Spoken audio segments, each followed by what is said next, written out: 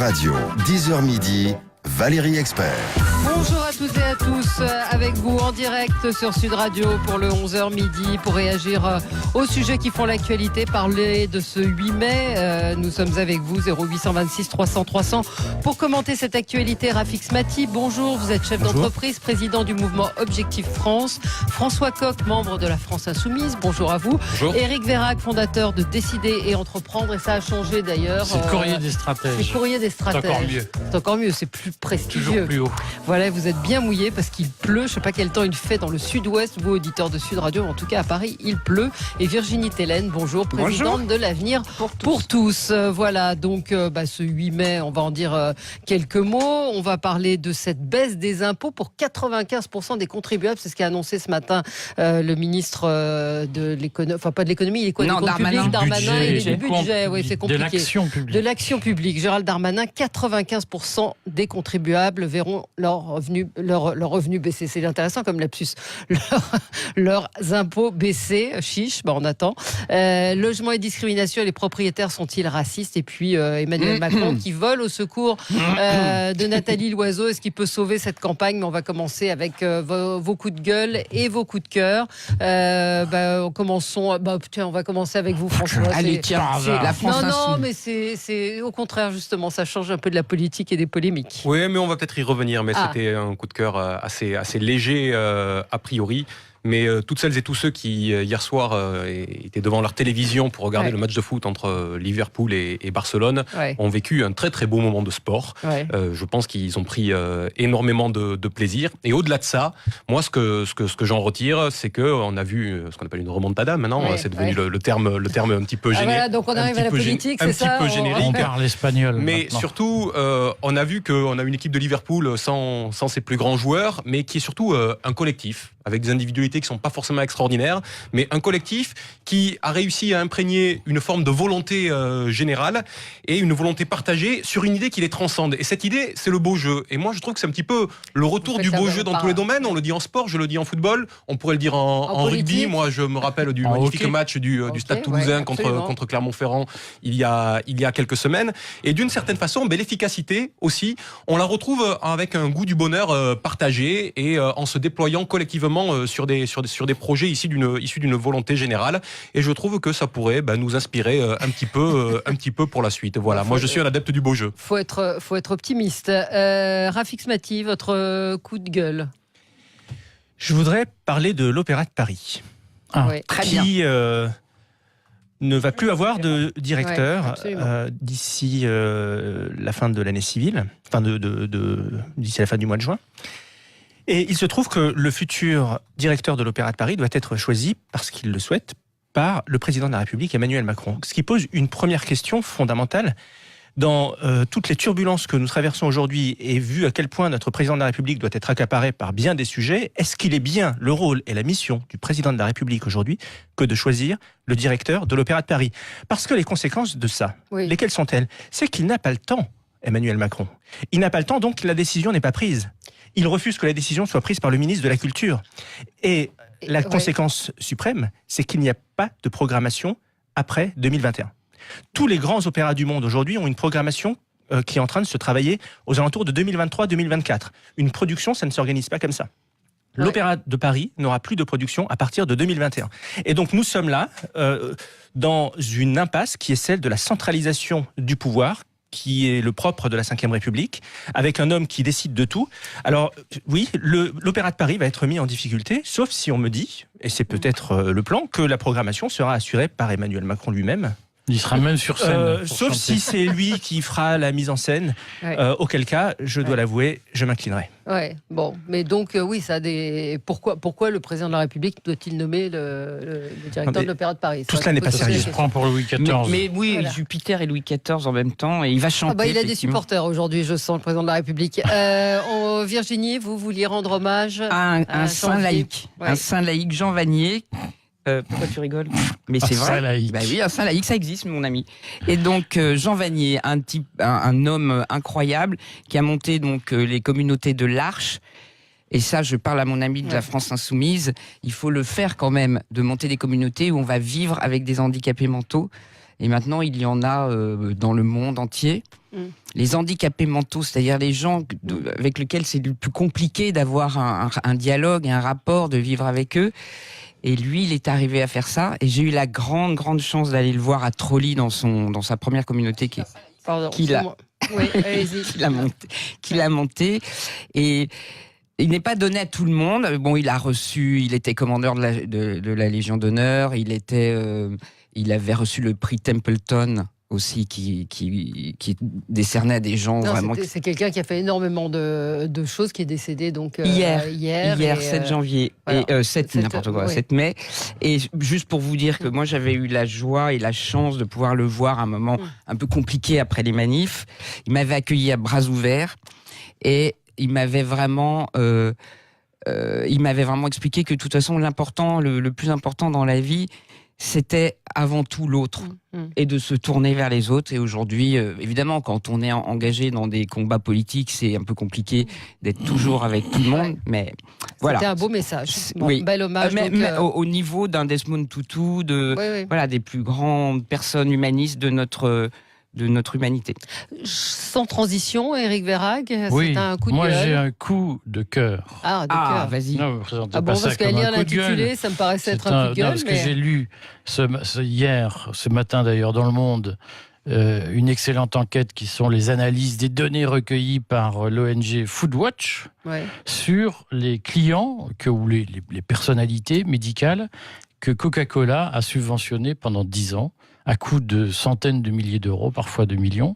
Et on trouve qu'en France, depuis 2010, Coca-Cola a accordé 8 millions d'euros de budget de lobbying à tout un tas de médecins, notamment une foultitude de médecins de l'hôpital public que nous entendons généralement pleurer sur « Oh, l'hôpital n'a pas de moyens, la Sécu se désengage, et nous sommes les garants des données de nos patients, de l'objectivité, de l'impartialité, contre tous les méchants du marché qui veulent piquer les données des clients, et grâce à nous, les Français sont bien soignés. » Et on découvre que ces gens-là créent généralement des sociétés privées pour recevoir des fonds, par exemple de Coca-Cola, et pour sortir un certain nombre d'âneries totalement contraires à la santé des patients, mais qui leur rapportent des sous. Alors, en l'occurrence, celui qui est épinglé par Le Monde, c'est Frédéric Salman, qui fait des best-sellers, qui est professeur de cardiologie à l'hôpital Georges Pompidou, qui est par ailleurs nutritionniste, qui fait des bouquins sur la nutrition pour dire aux Français comment il faut se nourrir.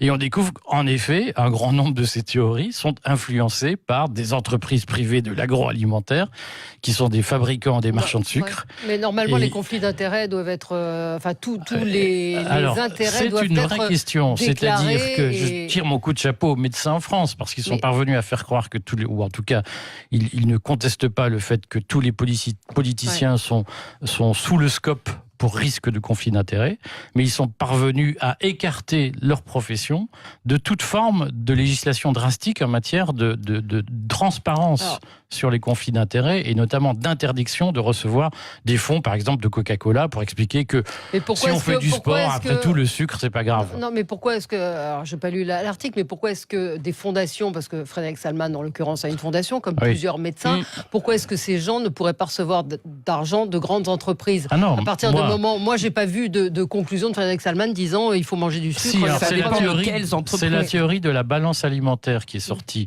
notamment par un certain nombre de nutritionnistes en France depuis 10 ans, qui est si vous faites du sport, vous pouvez boire autant de Coca-Cola que vous voulez. Au fond, c'est pas grave. L'essentiel, c'est que ça équilibre. Ce qui est faux scientifiquement. Et ce qui pose problème, c'est que les conseils pratiques qui sont donnés sont évidemment inspirés non pas par des intérêts médicaux, mais par des intérêts économiques. Et ça, c'est inadmissible. François Coq, vous vouliez réagir? Oui, non.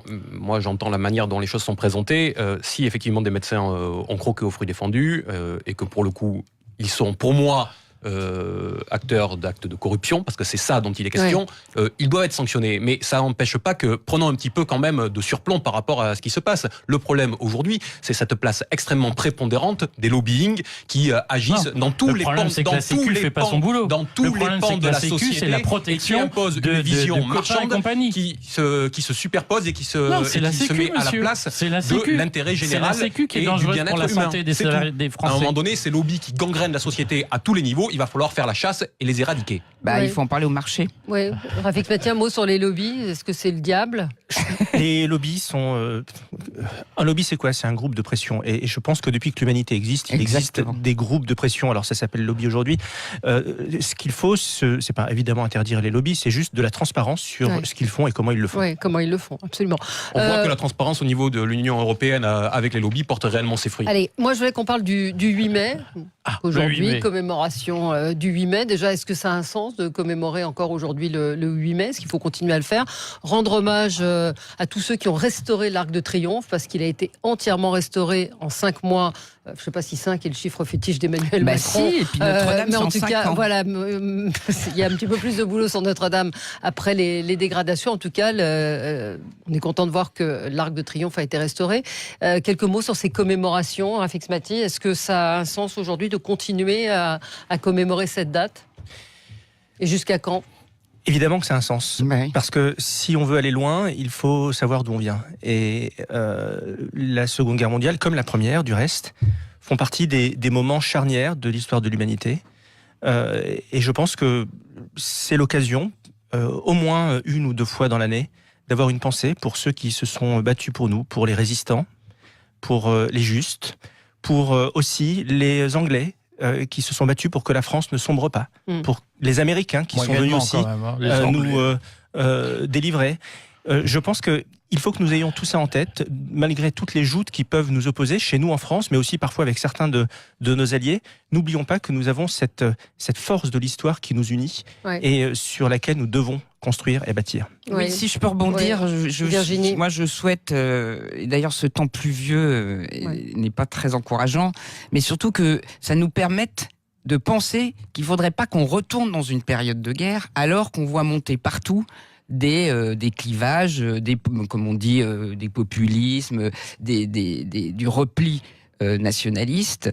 On sent bien qu'on est dans un moment qui est inquiétant. Voilà. Alors je demande que tout le monde prenne bien conscience qu'il faut sortir le plus possible de l'ensauvagement, du clivage, du communautarisme, qui est pourtant, évidemment, tous les jours, nous est servi, et on en reparlera encore, je pense, on en parlera tout à l'heure. François ? Non, l'enseignant que je suis ne peut qu'être extrêmement favorable aux commémorations et au message qui est véhiculé à toutes les générations, parce que le 8 mai, c'est la victoire sur la barbarie et sur le nazisme. Mais ça permet aussi de remettre les choses en perspective. Je viens d'entendre ce qui vient d'être dit par rapport à la place des Britanniques pendant la Seconde Guerre mondiale ou la place des Américains. Il faut se souvenir que les choses n'étaient pas si claires au début de la Deuxième Guerre mondiale, que les Anglais ne sont rentrés qu'à reculons dans la Deuxième Guerre mondiale, que les Américains n'y sont rentrés qu'après l'attaque de Pearl Harbor, au moment où les Français, eux, étaient en première ligne et déjà impliqués dans le conflit. Donc tout ça, ça doit nous rappeler que les forces de l'extrême droite et du nazisme à l'époque et du fascisme en général ont réussi à construire un mouvement qui, à défaut d'être majoritaire, a imprégné suffisamment la société pour pouvoir amener à des situations de bascule. Eh bien, il est important que ces commémorations permettent de garder tout cela conscient à l'esprit pour ne pas reproduire les mêmes erreurs et pour réagir suffisamment tôt pour s'y opposer. Mais alors, pour le coup, est-ce qu'on en fait assez ? Est-ce que ce dépôt de gerbe du président de la République, c'est quand même la moindre des choses. Oui, c'est la moindre des choses, mais est-ce qu'on en fait une forme de perte de sens, excusez-moi, mais quand j'entends la candidate, la tête de liste de la République En Marche, qui, la veille du 8 mai, emploie le mot blitzkrieg à Caen, devant le mémorial, je suis complètement scandalisé, outré d'une telle médiocrité. On va en reparler dans un instant. Éric Vérac, vous nous direz ce que vous en pensez dans un instant. Restez avec nous, 0826 300 300. Vous nous proposez plein de sujets, vous nous parlez de Bernard-Henri Lévy. On en a parlé hier de Bernard-Henri Lévy et des subventions faramineuses qu'il a reçues hier. C'était le coup de gueule de Régis de Castelnau. Il a reçu de l'argent d'Arte, de France Télévisions pour filmer sa pièce de théâtre. On en a parlé et on en reparlera sur Sud Radio, évidemment. À tout de suite. Sud Radio. Parlons vrai. Sud Radio, parlons vrai. Sud Radio. Parlons vrai. C'est la folie! Courez chez Leader Price pour le mois 100% remboursé. Découvrez nos offres exceptionnelles 100% remboursées sur une sélection de produits hygiène, beauté et non alimentaires. Waouh! Et en plus 60 € d'achat, c'est 60 € offerts. Et oui, vos courses sont 100% remboursées. Foncez chez Leader Price pour le mois 100% remboursé et faites plaisir à toute la famille. Chez Leader Price, tout le plaisir est pour vous. Conditions de l'offre en magasin et sur leaderprice.fr. Dumont Campeur 31 vous invite aux 4 jours de portes ouvertes du jeudi 9 mai au dimanche 12 mai inclus. Retrouvez nos modèles de camping-car 2019, mais aussi nos occasions et des stockages. Nos véhicules en stock peuvent être livrés très rapidement. Alors venez rêver d'évasion en découvrant nos conditions exceptionnelles dans notre deuxième concession Dumont Campeur 31 à Pontpertusa en Haute-Garonne sur la RN 113 du jeudi 9 mai au dimanche 12 mai. Info sur www.camping-car-dumont.fr. Avec Brico Dépôt, vos projets passent à l'action. Oui, parce que chez Brico Dépôt, votre intérieur profite de produits à prix bas toute l'année. Tenez par exemple, le sol stratifié modèle Rockhampton, décor imitation pain gris, est au prix incroyable de 7,99 € le mètre carré, soit 21,33 € la botte. 7,99 € seulement pour ce sol stratifié à clipser, moderne et facile d'entretien, garantie 15 ans. Parfait pour passer à l'action. La qualité, le prix, Brico Dépôt, l'essentiel en 2 mots. Découvrez notre gamme en dépôt et sur bricodépôt.fr. Dis donc, pour les matchs retour des demi-finales de l'UEFA Champions League... Hop. Je m'en remets au match, pas à tes prévisions, donc je vais mettre mes doigts dans mes oreilles et chanter très très fort. Tu peux y aller. Ah merci. Alors, à mon avis, je pense que l'équipe qui va gagner... Ce soir à 21h, seuls les demi vont parler. Ajax-Tottenham, en demi-finale retour de l'UEFA Champions League, en exclu sur la chaîne RMC Sport. Abonnez-vous à partir de 9 € par mois sans engagement sur rmcsport.tv. Offre soumise à condition, 9 € par mois pour les abonnés mobile et box de SFR jusqu'au 3 juin ou 19 € par mois en abonnement digital.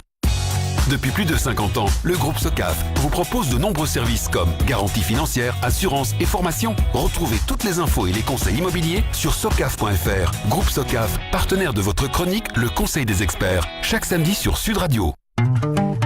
Leclerc. Juliette, je fais un saut chez Leclerc. Il y a 40% de réduction immédiate sur le mascara volume million de cils de L'Oréal Paris. Ça t'intéresse? Du mascara de chez L'Oréal, évidemment que ça m'intéresse. Noir, extra noir, noir waterproof, fatal noir ou féline noir? Laisse tomber, je viens avec toi. Tout ce qui compte pour vous existe à prix Leclerc. Du 7 au 18 mai, le mascara volume million de cils de L'Oréal Paris avec 40% de réduction immédiate est à 5,93 €. Voir modalité dans les magasins participants et sur www.e.leclerc. Mon mascara de chez L'Oréal, c'est trop cool. C'est ça, l'opération beauté chez Leclerc.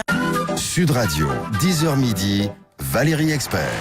De retour avec vous, nous sommes en direct, 0826 300 300. Vous pouvez nous appeler pour réagir si vous voulez évoquer certains sujets. Nous parlions du 8 mai et Éric Vérac, donc je posais la question de savoir si ces commémorations avaient un sens. Puis on va reparler effectivement de cette sortie absolument hallucinante de Nathalie Loiseau qui disait que sa campagne, elle allait faire une blitzkrieg. Bah oui, elle est bien partie, elle n'est même pas envolée. Je vais répondre quand même à Valérie, parce que c'est vrai que sa question, j'ai entendu ma grand-mère se retourner au moins 3 fois dans sa tombe depuis que vous la posez, puisque ma grand-mère était née avant 14 dans un village rasé pendant la guerre de 14 et elle a vécu à 50 km de l'Allemagne, à Liège, et c'est vrai que nous, le 8 mai, c'était la fin quand même d'une période douloureuse.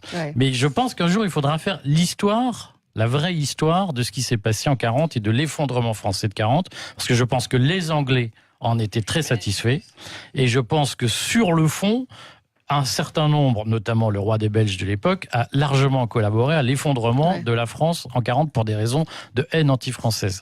Et moi, ce que je pense, c'est qu'il faudrait qu'un jour, nous arrivions à faire l'analyse de l'Europe et du monde tels qu'ils sont sortis du 8 mai 45, avec une France qui a été systématiquement affaiblie.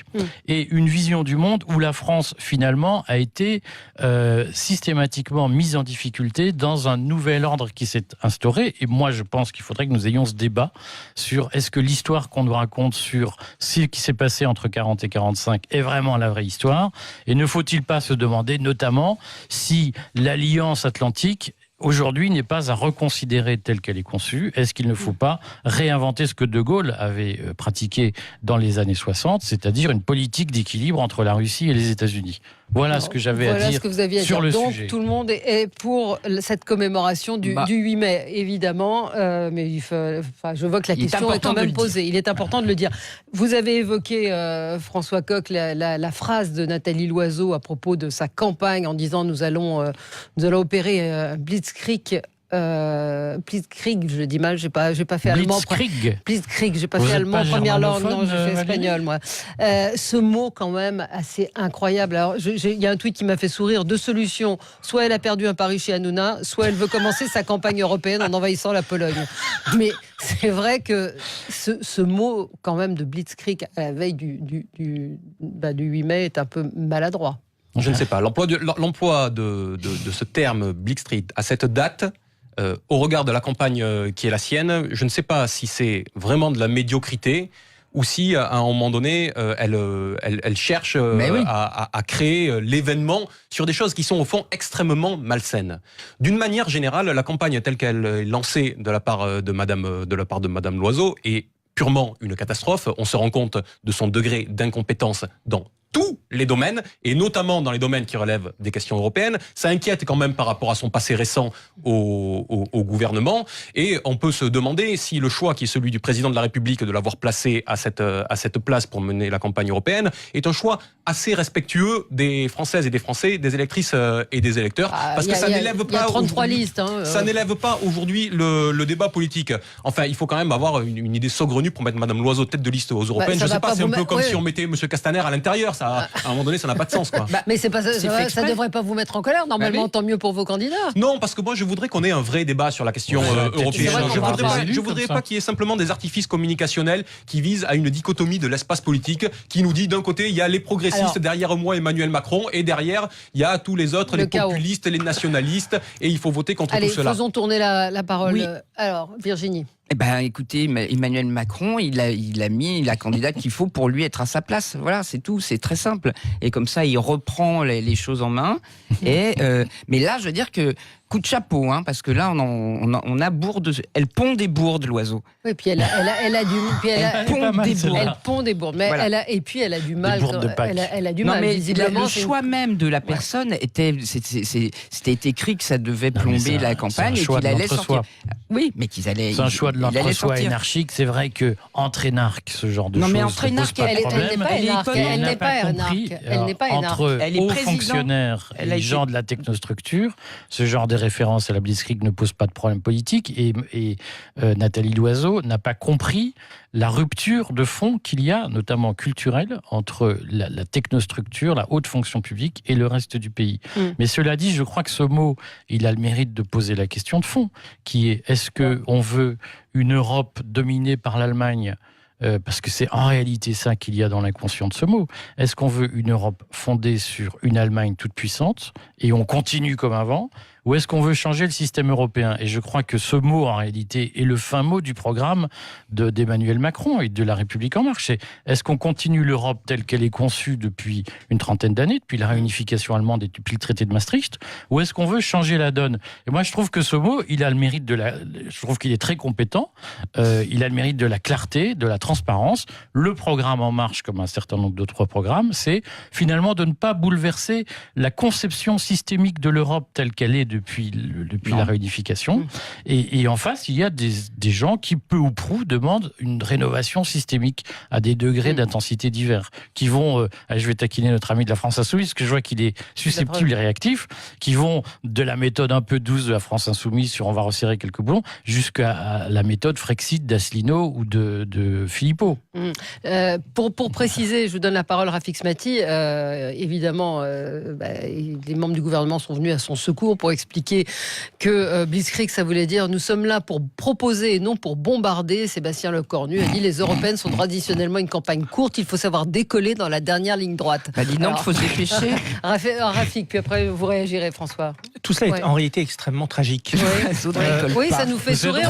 C'est drôle, ça nous occupe. Tragique parce mais c'est tragique sur le fond. Pour la démocratie, vu l'état de défiance de nos compatriotes vis-à-vis de la chose publique, voir le parti qui est aujourd'hui le parti majoritaire tirer à ce point le débat vers le bas est absolument navrant. La République En Marche s'autoproclame parti le plus européen, dont acte. Mais les enjeux européens, les vrais enjeux européens, les enjeux de civilisation sont absolument immenses. Il s'agit des enjeux migratoires, évidemment, et pas que des migrations que l'on voit, y compris des migrations à venir et des migrations climatiques, des enjeux technologiques, avec l'avènement de l'intelligence artificielle, de la robotisation, de la place grandissante des GAFA d'un côté et des BATX de l'autre, qui sont l'équivalent des GAFA asiatiques. D'accord, non, mais c'est pour préciser. Alibaba, Tencent et Xiaomi. Avec des enjeux énormes dans un monde, et il faut avoir en tête cela, dans un monde qui s'organise autour d'une nouvelle géopolitique des puissances. Et le seul projet européen qui puisse valoir aujourd'hui, c'est le projet d'une Europe puissance. Et aujourd'hui, d'une Europe puissance, c'est-à-dire qui soit elle-même une puissance, qui porte l'idée de puissance. Et tout le monde entier aujourd'hui est en train de se réarmer. Et nous, en Europe, nous sommes des bisounours en train de nous regarder le nombril et en train de passer à côté des grands enjeux de ce siècle. Voilà quel devrait être l'unique enjeu des élections européennes. Et là, de ce point de vue-là, toutes les listes, et en particulier la liste qui est portée par le parti au pouvoir aujourd'hui, tirent le niveau vers le bas, et tout cela est affligeant, regrettable, et c'est un manque de respect pour nos électeurs et pour nos compatriotes. C'est effectivement... Enfin, pas tous, on non entend... Pourquoi vous dites tous? Pourquoi Ils tirent pas tous vers le bas, pardon. Alors qui tire vers le haut? Non mais au moins, il y en a certains qui essayent de tenir un discours qui parle aux Français de leur place dans l'Europe. Vous parlez tout le monde. Qui Voilà, globalement, par rapport à La République En Marche, les listes de droite ne sont pas dans une vision, même le Rassemblement National, que je ne soutiens pas, moi je ne marche pour personne, c'est le cas de le dire d'ailleurs, voilà, mais honnêtement, on voit bien qu'il y a des visions qui vont à peu près dans le sens de ce que vous dites, qui sont portées par d'autres aujourd'hui. Allez, on se retrouve dans un instant, 0826 300 300, à tout de suite avec vous sur Sud Radio.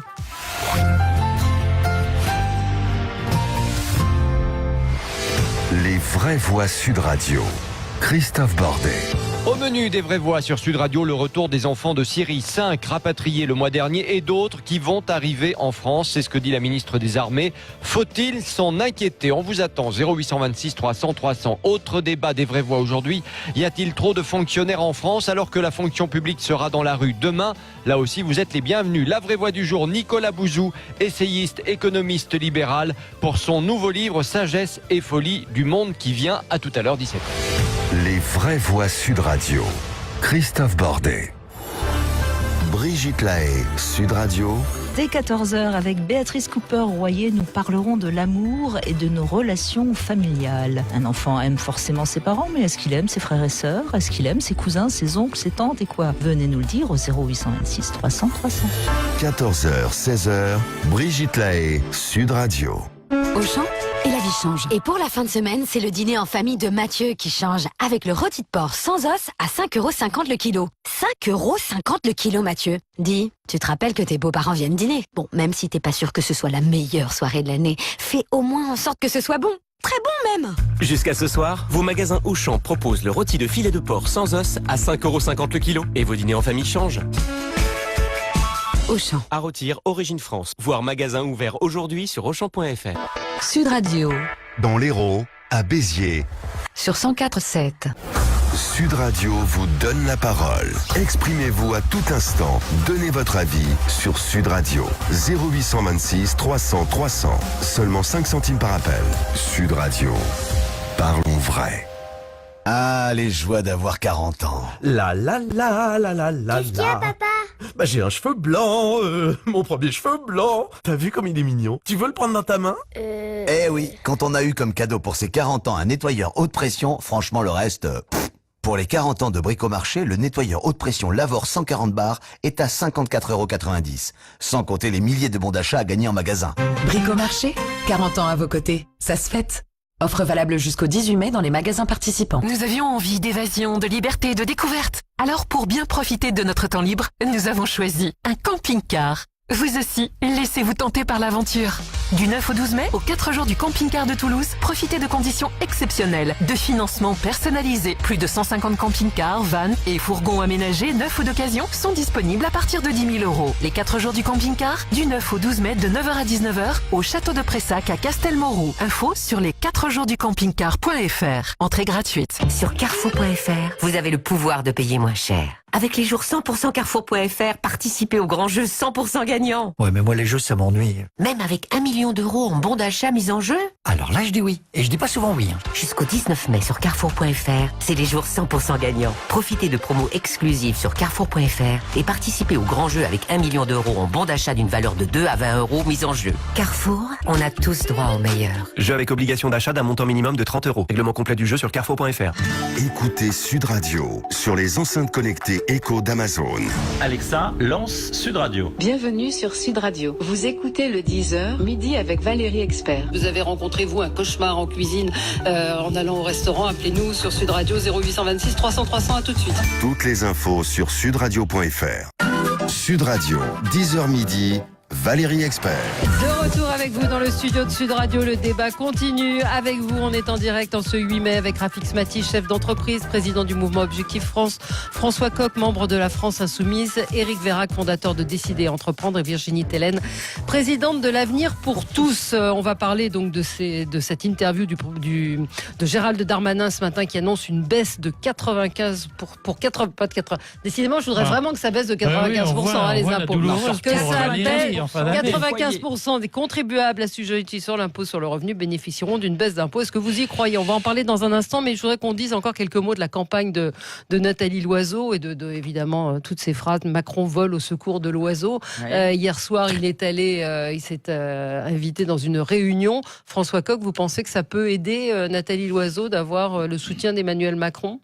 Ou est-ce qu'elle est définitivement plombée? Je ne sais pas si ça peut aider Nathalie Loiseau d'avoir le soutien d'Emmanuel Macron, mais par contre, ce que je sais, c'est que La République En Marche va mener une campagne éclair. C'est ce que vient de dire Madame Loiseau quand elle a employé le terme blitzkrieg. Ouais. Mais moi, j'invite à réfléchir à ce que ça signifie en termes démocratiques. On est en train, en tout cas La République En Marche, est en train d'inventer une nouvelle forme de démocratie. C'est la démocratie de l'omission sur les questions du programme.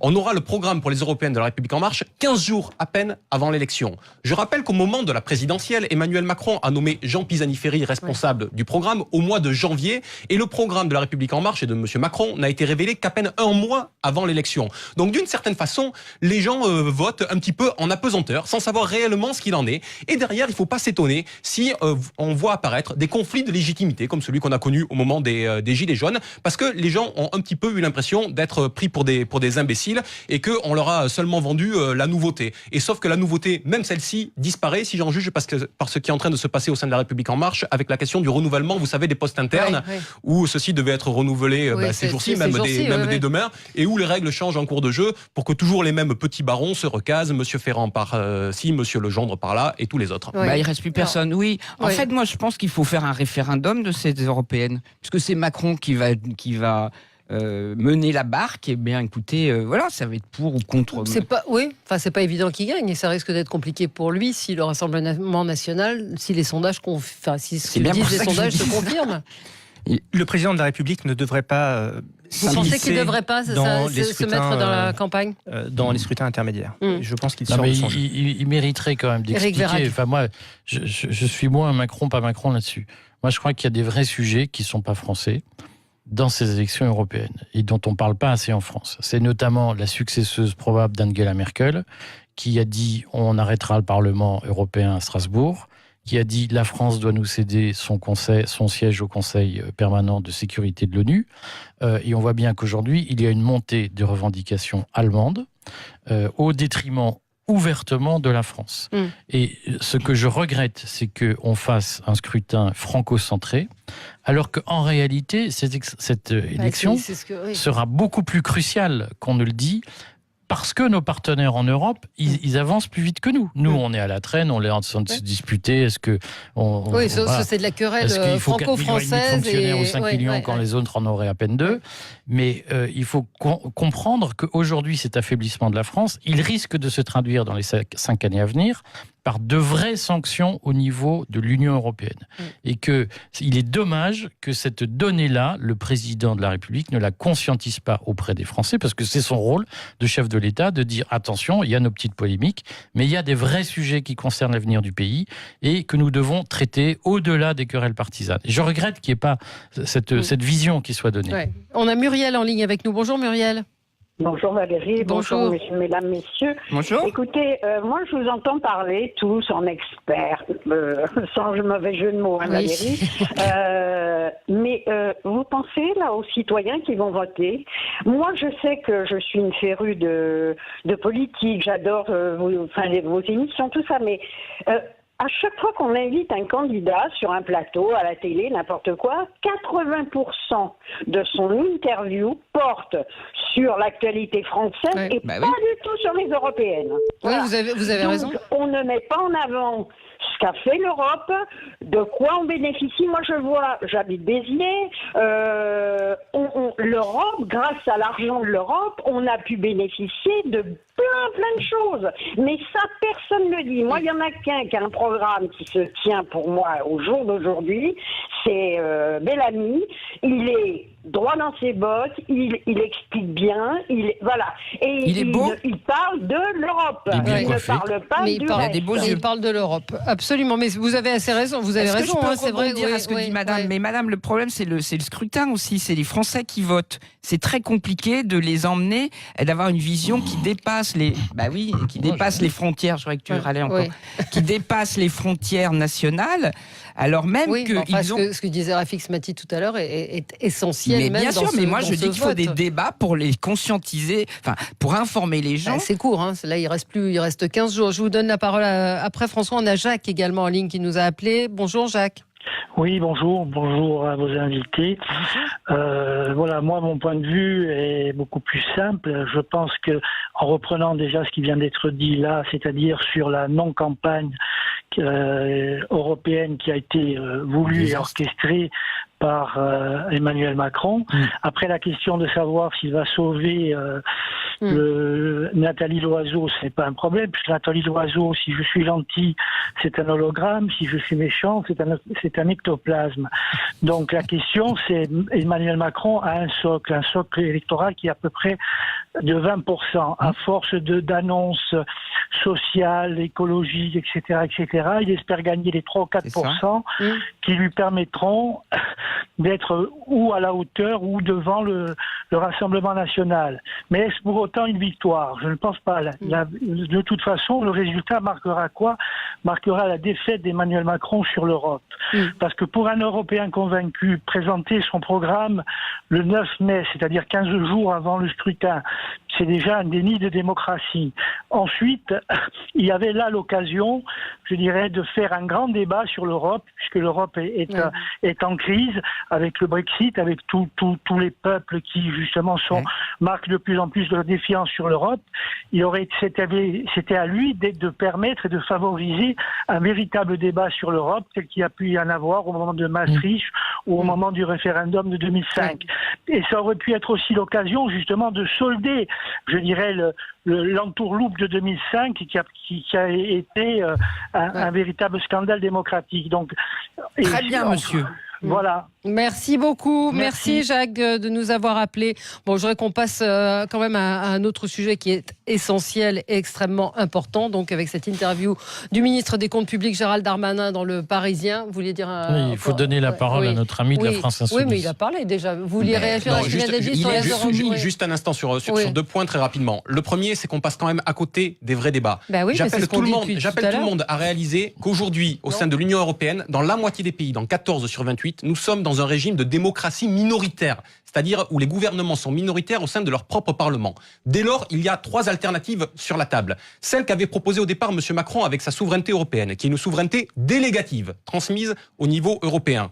Celle qui consiste, et qui est celle aujourd'hui de la Commission et de l'Allemagne et des autres pays de l'Union européenne, qui veulent se contenter d'une Europe qui serait un libre et vaste marché, et celle de ceux qui, comme moi, pensent qu'il y a besoin de revenir à la souveraineté européenne pour faire une Europe des peuples. Ce débat-là, nous ne l'avons pas, alors qu'il est le débat crucial. Et le deuxième point, Madame disait tout à l'heure, elle ne sait pas pourquoi elle va aller voter, tout simplement parce que cette élection est une esbrouffe. Les vraies questions, elles se travaillent ailleurs. Jeudi dernier avait lieu le débat entre les futurs commissaires, le futur président de la Commission européenne, les Spitzenkandidaten, et ce débat avait lieu à Florence.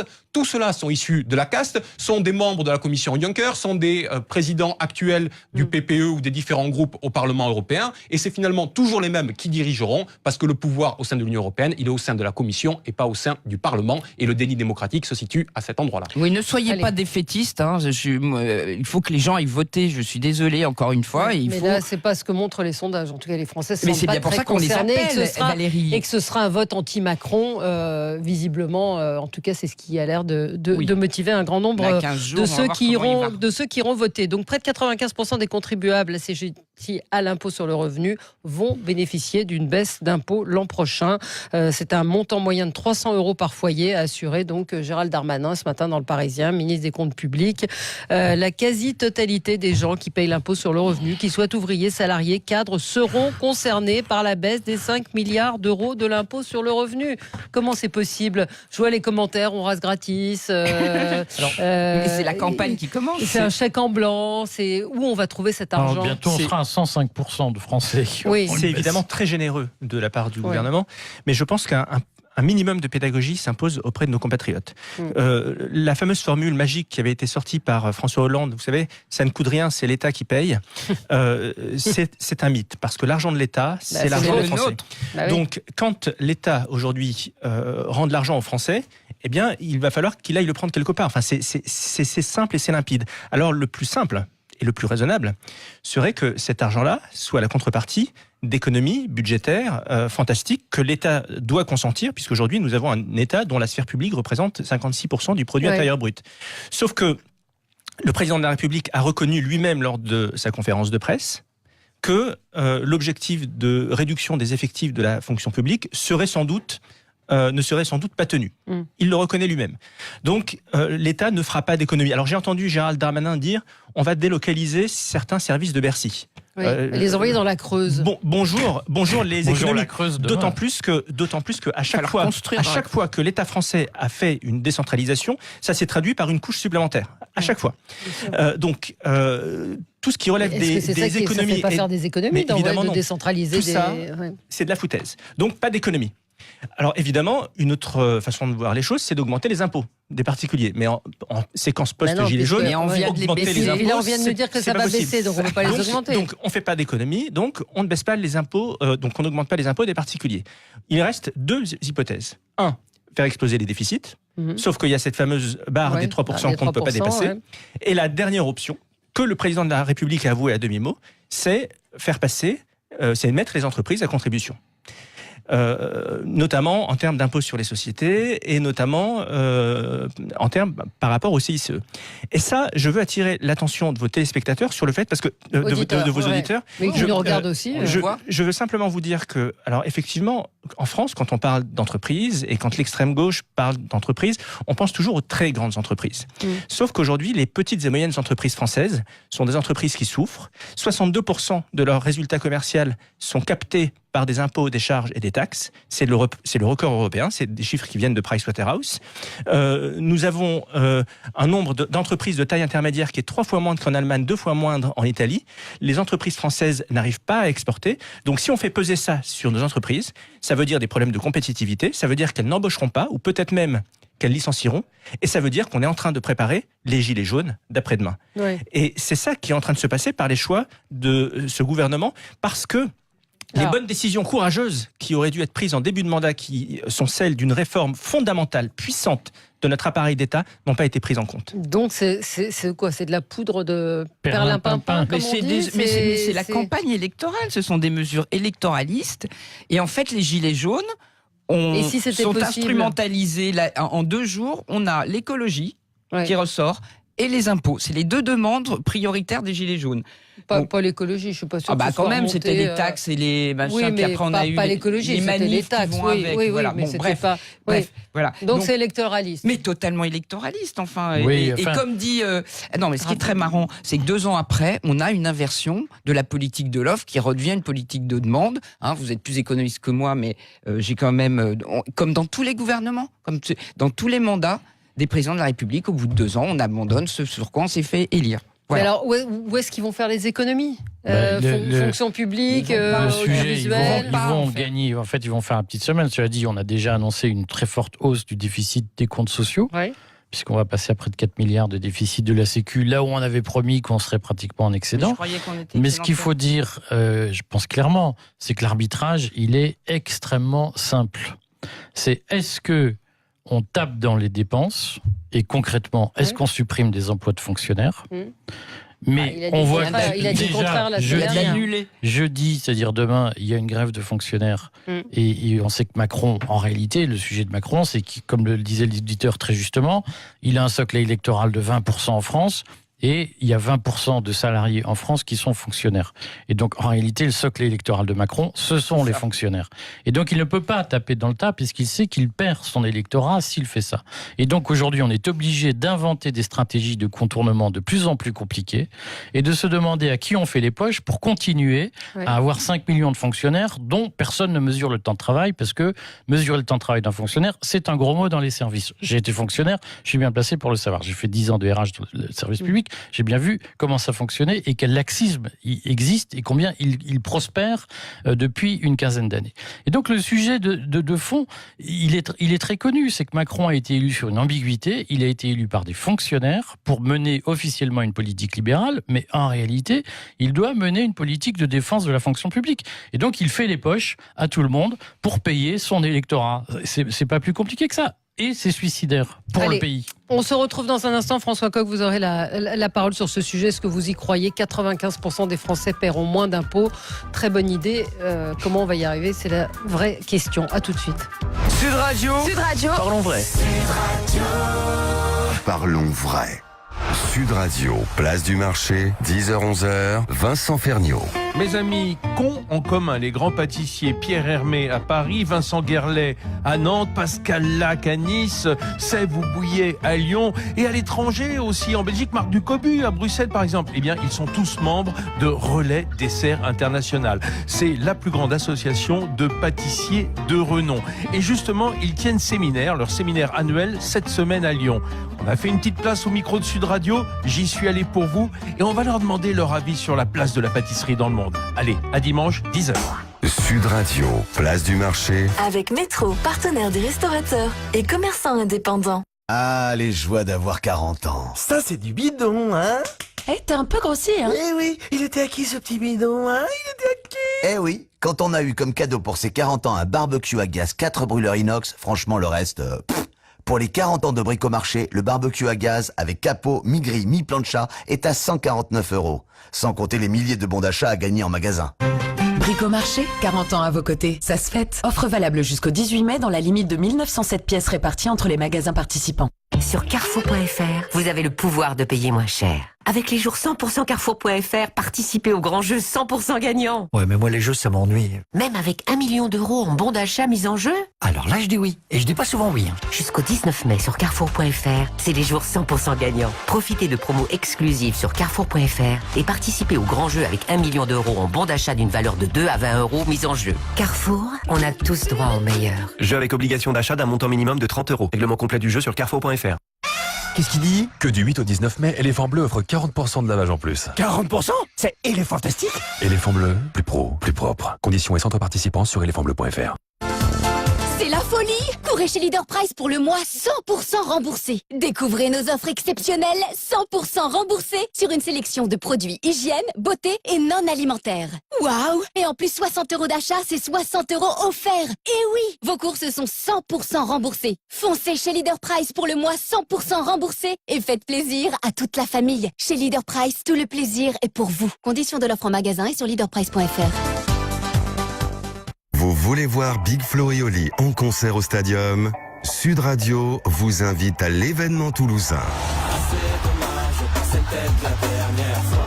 Toute cette semaine, écoutez Sud Radio et à tout instant, gagnez vos places en direct ainsi que sur l'Instagram et le Facebook de Sud Radio. Un jour j'irai sur la lune. Big Flo et Oli au Stadium. Un jour j'irai. Le 25 mai complet, concert supplémentaire le 24 mai. Bon concert avec Sud Radio.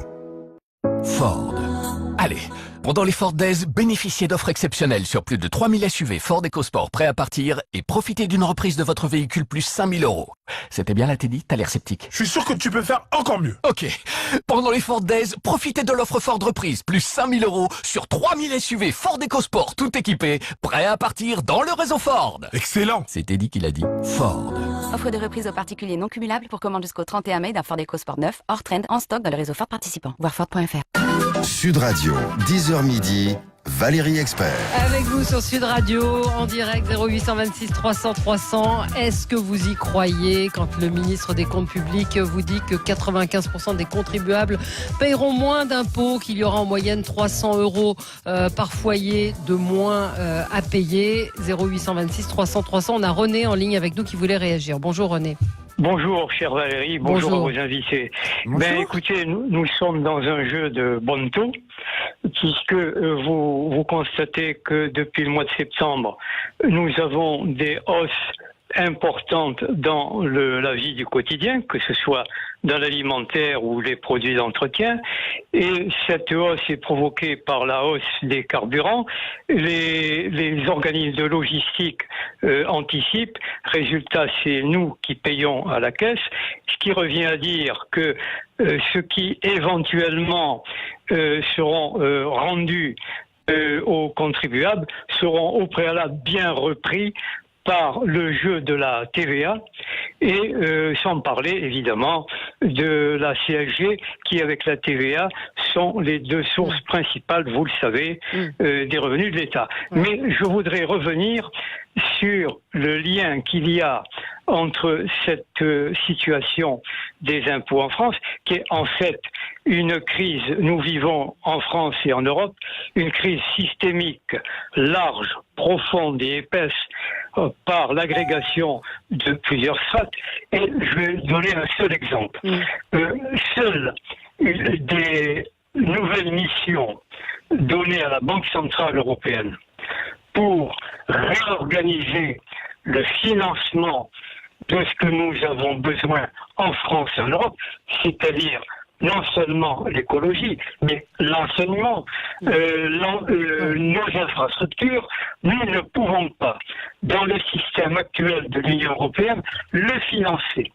Donc, les élections que nous vivons sont les plus importantes depuis la création de l'Union européenne. D'accord. Alors, on parlait des impôts, des impôts, de cette baisse pour 95% des foyers. On entend ce que vous nous dites. Je voulais que François Coq réagisse. Oui, bon, la première chose, c'est que bien évidemment, il y a un loup. Ouais. Il y a forcément un loup, puisqu'on nous dit il va y avoir une baisse des impôts, mais dans le même temps, on va donner à celles et ceux qui réclament, et dans le même temps, en même temps, on va s'en tenir au cadre des 3% de déficit, 2% de déficit, nous dit M. Darmanin, pour l'année prochaine. Tout le monde voit bien que cela est intenable et que donc, tant qu'on aura ce corset de l'Union européenne et qu'on s'y astreindra de manière volontaire comme on le fait là, on ne pourra pas mettre en place une politique de relance nécessaire. Mais ce ne sont pas 95% des Français qui vont bénéficier d'une baisse d'impôts. C'est 95% de ceux qui sont assujettis à l'impôt sur le revenu, c'est-à-dire 45% des Français, c'est-à-dire au final à peine 40% des Français qui vont bénéficier de cela.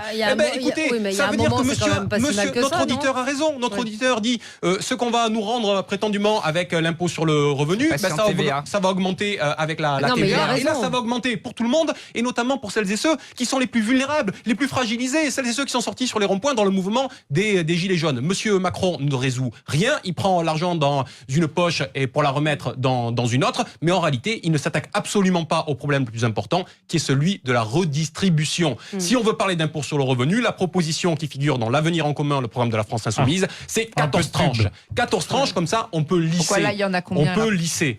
Il y a combien de tranches? Je croyais qu'ils en mettaient des tranches. Sébastien dit, je suis fonctionnaire et mon salaire, je ne le vole pas, il est bien à moi vu les conditions dans lesquelles on travaille, sans oublier que notre point d'indice est gelé depuis quasiment une dizaine d'années et ça, personne n'en parle. Oui, enfin, les promotions continuent. Il y a des progressions salariales automatiques dans l'administration. Heureusement que je ne pas pour tout le monde. C'est une précision qui est effectivement importante.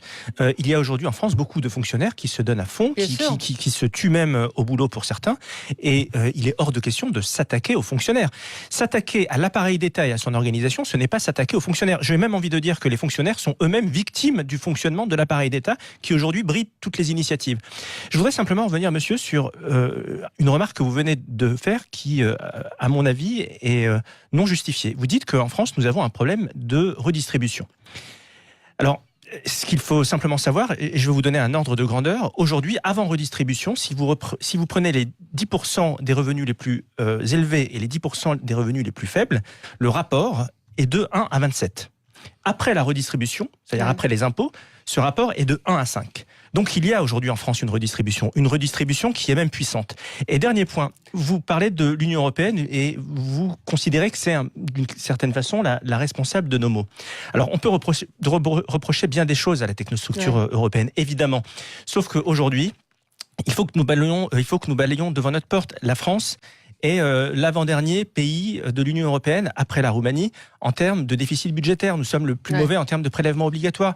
Tous les pays européens, la plupart, sont au plein emploi. Qu'est-ce qu'on attend? Où on va? Il faut le courage de la vérité et faire les réformes et expliquer aux Français l'urgence de ces réformes. Une baisse des impôts, ça va bien dans ce sens-là quand même, non? Là, en l'occurrence, on va diminuer le prélèvement sur 40% certes des foyers, mais alors peut-être il y aura des jeux qui vont équilibrer, mais c'est quand même une annonce. Oui, qui va dans le sens de ce que les gens réclament. Mais sauf que c'est pas audible, on le voit bien. Ce qui est compliqué, Rafik, c'est qu'aujourd'hui, Éric on a un système qui est illisible. Et quand j'entends parler de 14 tranches, c'est rajoutons de l'illisibilité sur l'illisibilité pour être sûr que personne ne comprenne.